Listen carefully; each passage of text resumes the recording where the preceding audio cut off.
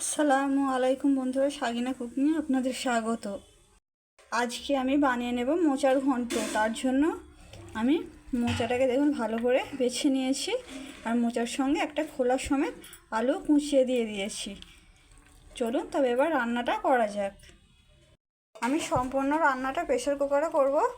Pressure কুকারের মধ্যে বেছে রাখা মোচা আর আলুটা দিয়ে দেব। এবার আগে থেকে আমি ছোলা ভিজিয়ে রেখেছিলাম, ছোলাগুলো এর মধ্যে দিয়ে দেব।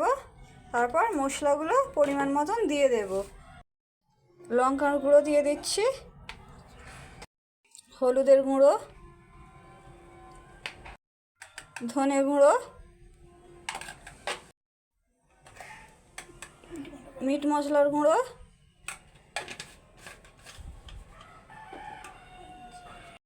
এরপর জিরের গুঁড়ো দিয়ে দিচ্ছি,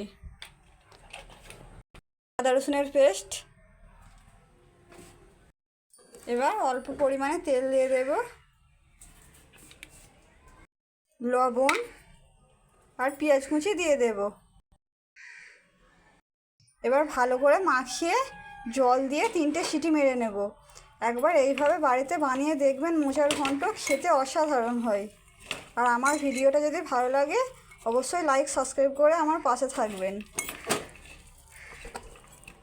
এই দেখুন ভালো করে মাখানো হয়ে গেছে। এবার জল দিয়ে দেব, পরিমাণ মতন জলটা দিয়ে দিচ্ছি। জল দিয়ে দিয়েছি, এবার 3টে সিটি মেরে নেব। দেখুন মোচাটা 3টে সিটি মেরে নিয়েছি, এই টাইপের সেদ্ধ হয়েছে। একটু মোচার ভেতর জল রয়ে গেছে, জলটাকে আমি মেরে নেব। একটু মোচাটাকে ভালো করে ঘেঁটে দেব। মোচাটা বাগার দেওয়ার জন্য কড়াই বসিয়ে দিয়েছি। আবার অল্প পরিমাণে তেল দিয়ে দেব। রসুন থেতো করে রেখেছিলাম, রসুনটা দিয়ে দেব। আর 2টো শুকনো লঙ্কা কুচি দিয়ে দেব। একটু ভালো করে ভেজে নেব।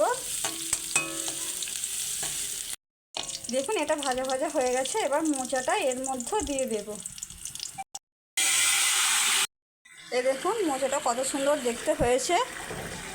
আশা করছি আপনাদের ভিডিওটা ভালো লেগেছে। ভিডিওটা ভালো লাগলে অবশ্যই লাইক করে যাবেন আর কমেন্ট করে বলে যাবেন আমার মোচার ঘন্টটা কেমন হয়েছে।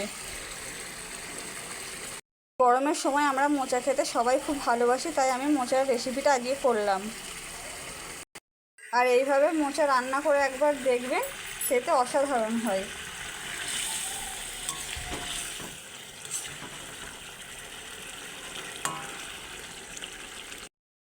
আমার মোচার তরকারিটা একদম রেডি হয়ে গেছে। এবার নামিয়ে নেব।